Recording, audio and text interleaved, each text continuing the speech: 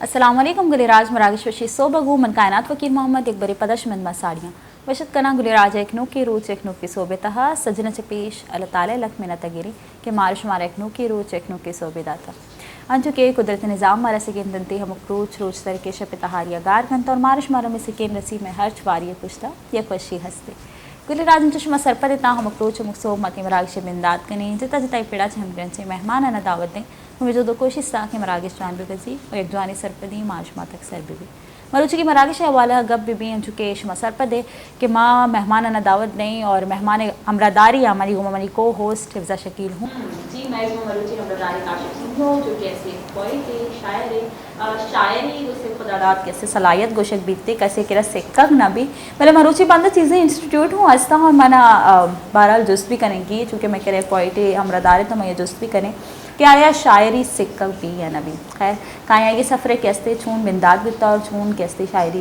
होंगे जाती तो आपने स्टार्ट कैसे किया आपका ये सफ़र कैसे स्टार्ट किया आगाज़ कायनात इसकी जो बिगनिंग है ना वो है हमारे 3rd क्लास में जब मुझे सबसे पहले नौनिहाल रिसाला दिया गया था और वो मैंने पढ़ना स्टार्ट किया था फिर वहीं से शौक़ उठना शुरू हुआ और फिर 4th और 5th और 6th में मैंने शायरी करना स्टार्ट कर दी थी तो एक था रुझान पढ़ने पढ़ाने का और फिर शौक़ खुद ब खुद आना शुरू हो गया तो फिर वही शौक़ आगे बढ़ते बढ़ते 9 मैट्रिक तक मेरी शायरी में पुख्तगी आना शुरू हो गई। हाँ और पुख्तगी आना शुरू हुई फिर मुशायरे अटेंड करना शुरू की मैंने और करते करते आज तकरीबन उस बात को 15 साल हो गए तो मैं शायरी कर रहा हूँ। माशाल्लाह माशाल्लाह बहुत अच्छी बात है।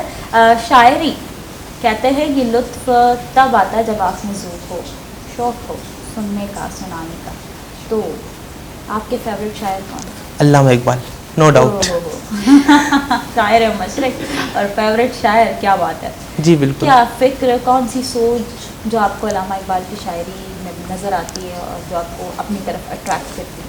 अल्लामा इकबाल की शायरी झंझोड़ने वाली है और जब हम देखते हैं कि उनकी शायरी के अंदर इतना बड़ा फ़लसफ़ा है कि इंसान हैरान रह जाता है और देखता है कि कितना बड़ा फ़लसफ़ा है और कितना बड़ा मुताला है उनका जिनको उन्होंने अपनी शायरी में समोया है तो एक बड़ी मोटिवेशन होती है कि वो इसी खित्ते के शख्स हैं और इसी खित्ते के लोगों की नफ्सियात को भी समझने वाले हैं और उस नफ्सियात को अपनी शायरी में समोने वाले हैं तो ये काफ़ी मोटिवेटिंग थी मेरे लिए और यही वजह थी कि मैंने फिर इकबाल को ही फॉलो किया और उनको देखा देखी मैंने शायरी अपनी स्टार्ट की।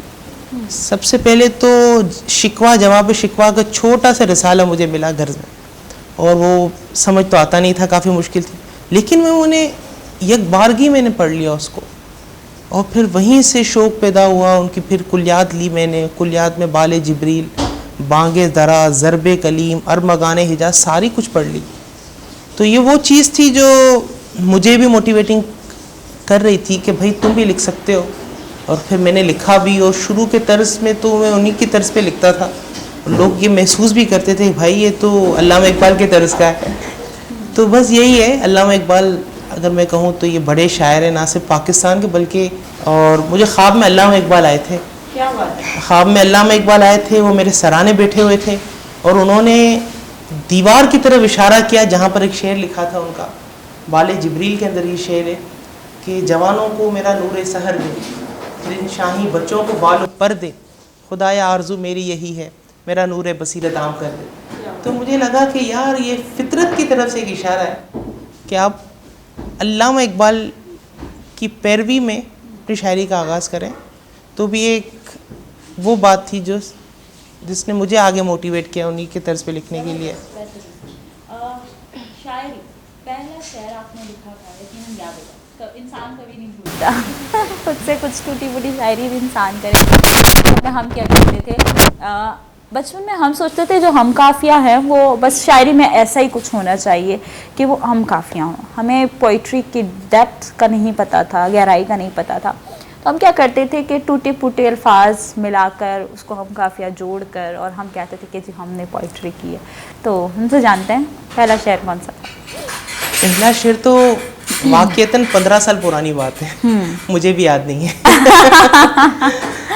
फिर हाँ तो वक्फन फ़वक्फन जिस तरह आपने कहा ना कि टूटे फूटे रदीफ़ों और काफ़ियों को मिलाकर शेर बनाना इसी तरह मेरा भी मामला था اسی طرح شروع کے اشعار اسی طرح تھے, شروع کی غزلیں اسی طرح تھیں. پھر آہستہ آہستہ جس طرح علم عروض آتا رہا, علم عروض ایک خاص علم ہے جو شاعری کے لیے ضروری ہے, جس میں ہم دیکھتے ہیں کہ اوزان کس طرح ہیں, کہیں کوئی لفظ زیادہ تو نہیں ہے, کہیں کوئی لفظ کم تو نہیں ہے. تو پھر جیسے جیسے وہ آتا رہا, اور شاعری میں پھر جو پرانی چیزیں تھیں وہ رد ہوتی گئیں, پھر نئی چیزیں ہم نے لکھنا شروع کی, کیونکہ پچھلے تو ظاہر ہے وہ قافیہ اور ردیف کے بارے میں ہی تھا, تو وہ سارے رد ہو گئیں. البتہ شروع کے بہت سارے اشعار ہیں, ابھی تو خیر یاد نہیں ہے مجھے. کوئی بات نہیں, ہم پھر سن لیں گے, کوئی مسئلہ تھوڑی ہے. لیکن بات یہ ہے کہ شاعری میں سمجھتی ہوں ایک ایسی زبان ہے, خدا تعالیٰ کی طرف سے یہ بہت بڑی ایک نعمت ہے اگر کسی شاعر کی طرف اگر آمد ہوتی ہے تو. کیونکہ جب بھی میں سورہ رحمان پڑھتی ہوں تو مجھے لگتا ہے خدا خود شاعری کر رہا ہے. جب ریپیٹیشن میں فبیا یا اعلیٰ رب کا ماتو کا زبان آتا ہے تو پھر میں ایک فیل میں چلی جاتی ہوں کہ یار واو, خوبصورتی ہے, یہ بہت حسین آیت اور بہت حسین جو سورہ ہے وہ. خیر آتے ہیں, اگر پوئٹری کے حوالے سے بات کرتے ہیں تو شاعر سے کہتے ہیں کہ جی شاعری کرنا, اگر کبھی کبھی ایسا ہوتا ہے کہ کچھ شاعر ڈیپ ڈیپتھ میں چلے جاتے ہیں کسی چیز کو دیکھ کر اس پہ پوئٹری کرتے ہیں. کچھ لوگ کہتے ہیں نہیں, ہمیں خاموشی چاہیے ہوتی ہے, ہمیں سکون چاہیے ہوتا ہے, ہمیں الگ سے جو ہے نا وہ سیپریٹ بیٹھ کے سوچنا پڑتا ہے کہ ہم پوئٹری کریں. تو کیا ہے یہ آمد کا سلسلہ؟ آمد کا سلسلہ اس طرح ہوتا ہے کہ اس طرح نہیں ہوتا کہ پوری غزل آمد ہو جائے. ہوتا یہ کہ کوئی ایک مصرع آمد ہوتا ہے, ایک مصرع آ گیا, اور اس مصرے کو پھر جب آپ سوچنا شروع کر دیتے ہیں تو واقعتاً آپ ڈوب جاتے ہیں. آپ کو کچھ پتہ نہیں ہوتا کہ کیا ہو رہا ہے, کیا نہیں ہو رہا ہے. اب نماز کا وقت ہے, اللہ اکبر کیا ہم نے, اور دماغ میں وہی مصرع گھوم رہا ہے. اب نماز میں بھی توجہ بعض اوقات یہ ہوتی ہے کہ توجہ نہیں ہو پاتی, بڑی مشکل سے پھر نماز میں توجہ دیتے ہیں. اور بعض اوقات تو یہ ہے کہ راتیں گزر جاتی ہیں ایک ایک شعر پر, اور ہم ایک شعر نہیں لکھ پاتے, کئی دن گزر جاتے ہیں ایک شعر نہیں لکھ پاتے. پھر ہم کیا کرتے ہیں, اس کو سائڈ پر رکھ دیتے ہیں, بھائی معاملات زندگی تو متاثر نہ ہو. پھر ایک وقت آتا ہے پھر اس شعر کی بھی آمد ہو جاتی ہے, وہ شعر بھی ٹھیک ہو جاتا ہے. پھر ہم اپنی ڈائری میں جا کر ہم اس مہینے بھر جو پرانا جو شعر تھا اس کو ہم صحیح کرتے ہیں کہ یار اس کی اب آمد ہوئی ہے. تو آمد کا سلسلہ تو یقیناً اس کے بغیر شاعری نہیں ہے. لیکن یہ جو بات ہے یہ ذوق پر ہے, ہر کسی کو کیوں آمد نہیں ہوتی. بعض سائنٹیفک ڈسکوریز ہم دیکھتے ہیں تو سائنٹیفک ڈسکوریز کے پس منظر میں یہ بات آتی ہے کہ سائنسدان کو یہ آئیڈیا ایسے آ گیا تھا اچانک, وہ پانی پی رہا تو اچانک یہ بات آ گئی, وہ خواب دیکھ رہا تو اچانک اس نے خواب میں یہ چیز دیکھ لی تو اسے ایک چیز کا خیال اسے آ گیا. تو یہ ہر سب کے ساتھ یہ کیوں نہیں ہوتا, یہ ذوق کی بات ہے. آپ کو جس چیز کا ذوق ہوگا فطرت آپ کے لیے راستے ہموار کرے گی اس کے لیے. ایگزیکٹلی. تو شاعری میں بھی ایگزیکٹلی یہی ہے, آپ کے لیے راستے ہموار ہونا شروع ہو جاتے ہیں.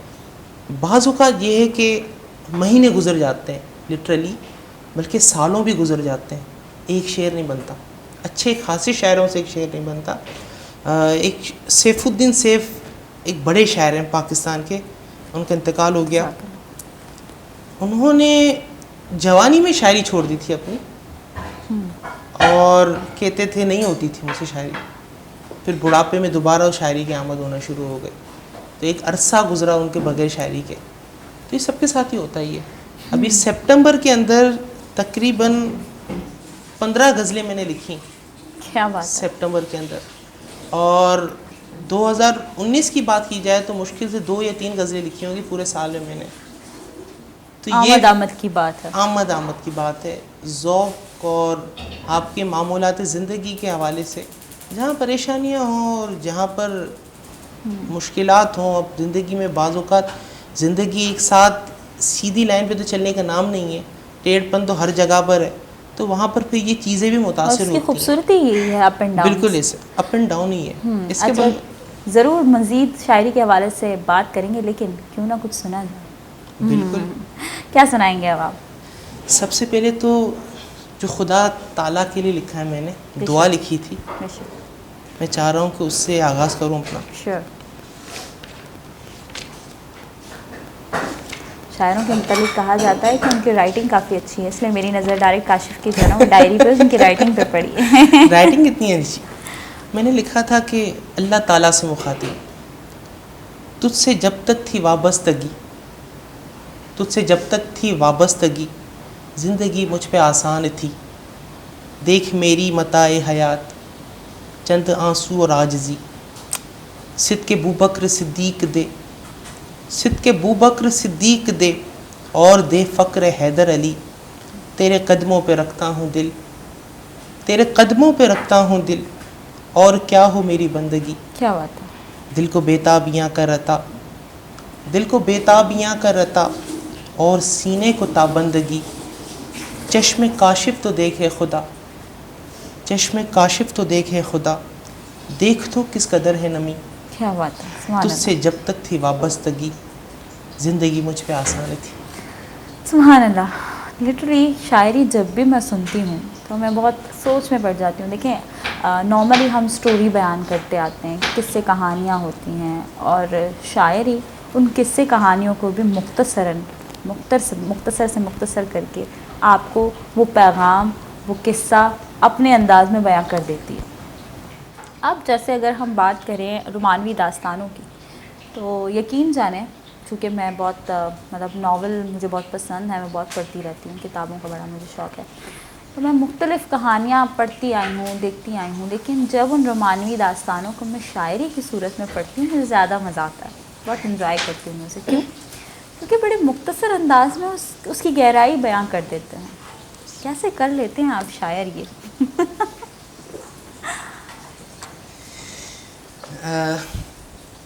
ہمارے جو بر صغیر کے جو بڑے شعراء گزرے ہیں، جس میں شاہ عبد اللطیف کا ایک بڑا نام ہے، ان کی پوری شاعری ہی انہی رومانوی داستانوں سے بھری ہوئی ہے. یہ رومانی داستانیں دراصل انسان کو کسی بھی عام شخص کے لیے بڑا اٹریکٹنگ ہوتی ہے. لوگ جانتے ہیں کہ لیلا کون ہے، مجنو کون ہے، فرحات کون ہے، شیری کون ہے. اچھا یہ کیریکٹر ان کے سامنے، ان کیریکٹر کے ذریعے اپنا پیغام پہنچانا زیادہ مانوس ہوتا ہے لوگوں کو. لوگ اس کو اچھے طریقے سے کیچ کرتے ہیں. یہی وجہ ہے کہ شعراء نے اس چیز کا استعمال کیا. سندھی میں شاہ عبد اللطیف ہیں، اور پنجابی میں بابا بلے شاہ، بابا فرید ہیں.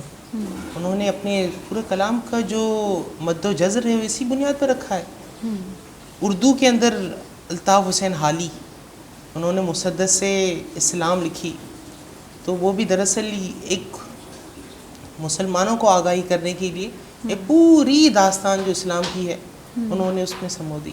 تو یہ ظاہر ہے ہر کسی کے بس کا کام نہیں ہے. اگر میں بھی اگر دیکھوں تو اس کے لیے ایک عرصہ چاہیے، ایک بڑا ہنر چاہیے.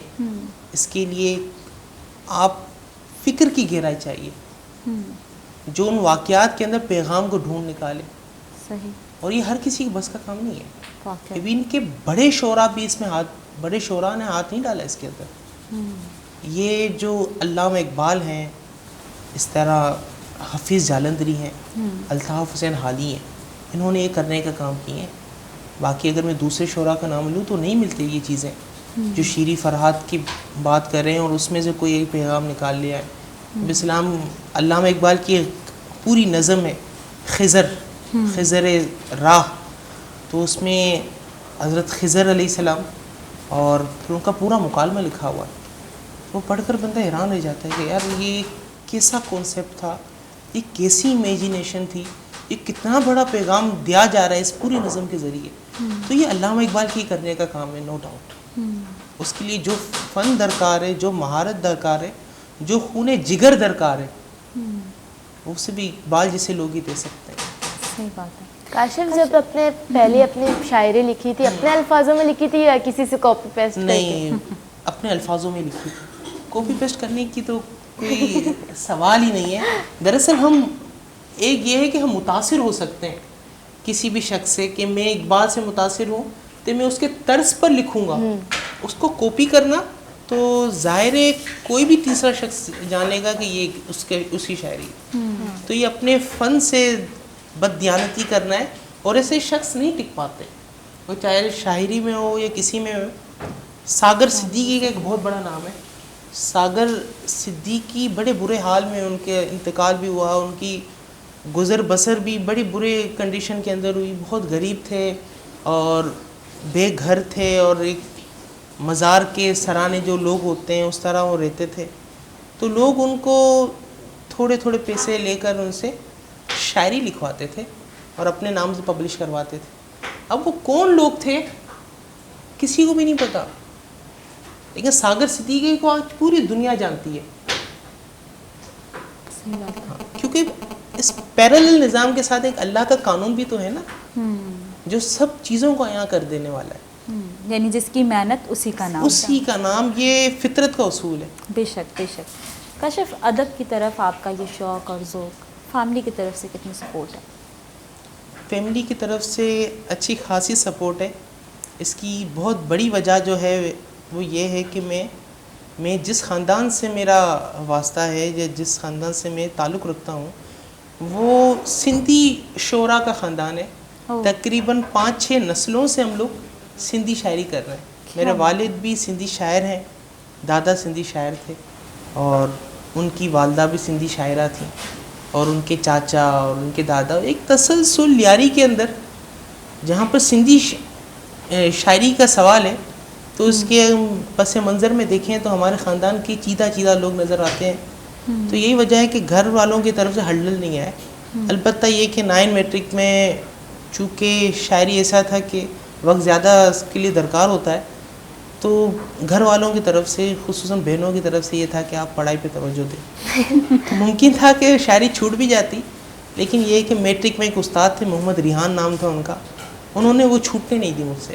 انہوں نے کہا کاشف یہ خدا داد صلاحیت ہے, اس کو معدوم مت کرو, اس کو ختم ہونے مت دینا. تو ان کی یہ بات ایسی لگی ہے کہ میں نے کہا دنیا یہاں کی وہاں ہو جائے, میں نے نہیں چھوڑنی شاعری. کیا بات ہے, یہ بہت خوبصورت بات ہے. ادروائز ہم دیکھیں تو بہت کم نوجوان پوئٹری, ادب اور ادبی نشست کے حوالے سے بات بھی کرنا پسند کرتے ہیں. ناؤ ڈیز آپ بھی جانتے ہیں کہ سوشل میڈیا اور باقی تمام چیزوں میں بھی ہم بس بقول افزا کے کاپی پیسٹ کا سلسلہ چل رہا ہے. اور دوسری بات ہمارے نوجوانوں کے انٹرسٹ کے مطابق مطلب مختلف چیزیں ہیں. بہت کم میں نے دیکھا ہے کہ ادب کی طرف ان کا جو ہے نا رجحان ہو یا ادب کی طرف ان کی توجہ ہو. تو یہ بہت اپریشیٹیبل بات ہے کہ آپ اپریشیٹ کیے جائیں گے یقیناً اس چیز کے لیے. اور اچھی بات یہ کہ فیملی سپورٹ بھی ہے. فیملی کا ہر طرح سے جو ہے نا وہ ساتھ رہنا اور ساتھ دینا آپ کو مینٹلی طور پر ریلیکس رکھتا ہے. اسٹریس کو آپ کیسے ریلیز کرتے ہیں؟ ویسے میں پرسنلی کہوں کہ مجھے بڑا اچھا لگتا ہے. مرزا اسد اللہ خان غالب میرے فیوریٹ پوئٹ ہیں. ایز یوزول میں کہتی آئی ہوں کہ میں ان کے لیے تو میرا ایک الگ ہی کریز رہا ہے ہمیشہ سے. لیکن بات یہ کہ جب بھی میں کبھی کسی مطلب نارملی فری ہوتی ہوں یا مجھے تھوڑی مایوسی یا ایسا فیل ہوتا ہے کہ میں بالکل اداس ہوں یا میں بالکل بور ہو رہی ہوں, تو میں شروع کر دیتی ہوں پوئٹری. مطلب دیوان غالب لے کے بیٹھ جاتی ہوں, جی فلاں غزل پڑھ لی, تو بڑا مزہ آ رہا ہوتا ہے. مطلب بالکل میرا موڈ ٹھیک ہو جاتا ہے, اسٹریس میرا ریلیز ہو جاتا ہے. شاعر خود اپنا اسٹریس کیسے ریلیز کرتے ہوں گے؟ جی آپ جو شاعری پڑھ کر اپنا اسٹریس ریلیز کرتے ہیں, ہم شاعری لکھ کر اپنا اسٹریس ریلیز کرتے ہیں. بعض اوقات یہ کہ ظاہر اسٹریس تو زندگی کا حصہ ہے, اور سب کچھ زندگی کے اندر ہوتا ہے. پازیٹیویٹی بھی ہے, نگیٹیویٹی بھی, انہیں کے اتار چڑھاؤ کا نام ہے زندگی ہے. تو اسٹریس بھی ظاہر آتا رہتا ہے. اور تو اس میں یہی ہے کہ ایک تو ہے قرآن, بہترین قرآن ہے. قرآن کے اندر الفاظ کی ایسی ہم آہنگی ہے. آپ نے ابھی ذکر کیا سورہ رحمان کا, تو جس طرح قرآن کے اندر الفاظوں کا استعمال کیا گیا اس کے اندر ایک ایسا میجیکل وے ہے موٹیویشن ہے. مطلب اللہ مجھے تو جب میں پڑھتی ہوں, میری کوشش ہوتی ہے کہ میں ترجمہ و تفسیر کے ساتھ پڑھوں. تو میں پڑھتی ہوں نا تو مجھے ایسا محسوس ہوتا ہے ایک موٹیویشن ہے جہاں میں, اور اتفاق ہے یہ میں نے شاید پہلے بھی کہا تھا کہ میں نے ایک ناول پڑھی تھی میرا احمد کی, اور اس کے بعد ایسا ہے کہ میں جو ہے نا وہ جب بھی کنفیوز ہوتی ہوں تو جب میں قرآن پاک کھولتی ہوں اور ایک ایسی آیت میرے سامنے آتی ہے تو مجھے ایسا لگتا ہے مجھے گائیڈ کر رہی ہے. بالکل ایسا ہی ہے. یہ نیچرلی, یہ فطری طور پر اللہ کی طرف سے بندے کو راہ دکھانے والا. بالکل ایسا ہی ہے. ایسے بارہا ہوئے ہیں میرے ساتھ. اور جب کہ میرے والد صاحب پچھلے سال بیمار تھے, کافی ہاسپٹل میں ایڈمٹ تھے, پتہ نہیں تھا کہ اب کیا ہوگا. تو پھر اس موقع پر بھی اللہ تعالیٰ کی طرف سے یہ ہدایتیں آئی تھیں کہ لا تحزن. اچانک دل میں ایک آیت آئی تھی جو سالوں پہلے میں نے یاد کی تھی کہ لا تحزن ان اللہ معنا, کہ ڈرو مت اللہ ساتھ ہے. بے شک. اور یہ آیت کا آنا تھا اور تھوڑے ہی دیر بعد یہ اطلاع آئی کہ والد صاحب کو ہوش آ گیا. سبحان اللہ. اس آیت کے آنے کے تھوڑی دیر بعد. تو صحیح بات ہے کہ اللہ کی طرف سے بالکل یہ ہدایت ملتی ہے. اللہ اپنے بندوں کو اکیلا نہیں چھوڑتا. بے شک کبھی نہیں چھوڑتا. سوری میرا احمد اور نمرہ احمد میں ہمیشہ کنفیوز ہو جاتی ہوں. نمرہ احمد کی بک ہے مصحف, اور مصحف میں جس طرح سے اس نے ایک سٹوری کے تھرو قرآن پاک کی جو ایک اہمیت اور اس ویلیو کو اجاگر کیا ہے نا, تو اس میں ایک راہشونی ہے, ایک رہنمائی ہے جو میں نے پرسنلی اپنی لائف میں اس کے بعد سٹارٹ کی ہے. میں ہمیشہ ریکمینڈ کرتی ہوں کہ مصحف ضرور آپ پڑھیں. مصحف کا مطلب قرآن ہے, ٹھیک ہے, مصحف قرآن کو کہتے ہیں. تو وہ اس میں اتنی خوبصورتی سے بیان کیا ہے کہ اللہ اپنے بندوں کو پیغام دیتا ہے ہر بار. مطلب ایک چھوٹا سا میں اس کا ایک حصہ میں بتانا چاہوں گی. اس میں سٹارٹ اپ ہے کہ آپ کے لیے زمانے سے ایک کتاب آپ کی منتظر ہے, وہ آپ کے لیے لکھی گئی ہے, آپ کے نام لکھی گئی ہے, آپ کی سٹوری ہے اس میں آپ کا گزرا ہوا کل, آج اور آنے والا کل ہے. تو وہ جو ایک لڑکی یہ باتیں سنتی ہے تو وہ کافی پریشان ہو جاتی ہے کہ اسے یہ لگ رہا ہوتا ہے کوئی علمی مطلب کوئی کالا علم ہے یا کچھ ایسا ہے کہ ایسی کتاب ہے جس میں میرا گزرا ہوا کل, آج اور آنے والا کل. وہ یہ لے تو جاتی ہے گھر, اور جب وہ کھول کے دیکھتی ہے قرآن پاک تو وہ حیران ہو جاتی ہے. کہتی ہے اس بندی نے میرے ساتھ مذاق کیا ہے کہ بھئی یہ قرآن میرے لیے لکھا ہوا ہے, قرآن تو میرے گھر میں بھی موجود ہے, ایسا کیا ہے اس قرآن میں.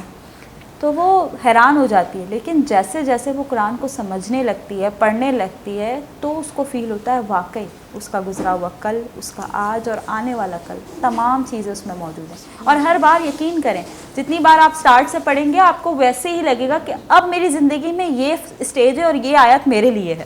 بالکل صحیح, ایسا ہی ہے. اور یقین جانیں لاک ڈاؤن میں میں نے یہی کیا تھا, کتابیں پڑھنا سٹارٹ کی تھی, اور میری ہابی بن گئی تھی کہ میں لاک ڈاؤن میں چونکہ فری تھی تو میں نے بکس ریڈنگ سٹارٹ کی تھی, ناول پڑھنا شروع کر دیے تھے, اور قرآن پاک. یقین جانیں ہر آیت میں مجھے سے لگتا تھا ہر دن میرے لیے کوئی سبق ہے, ہر دن میرے لیے ہی کوئی آیت اتری ہے جیسے. بالکل. خیر یہاں ایک چھوٹے سے بریک کا وقت ہے, بریک کے بعد ان باتوں کو کنٹینیو رکھیں گے. کسانی اشتنی وغیرہ بھی اشت چپت کائیں ساڑی بھی, اور مزید کیسی پوئٹری عشق نکاش بچے میں گما بھی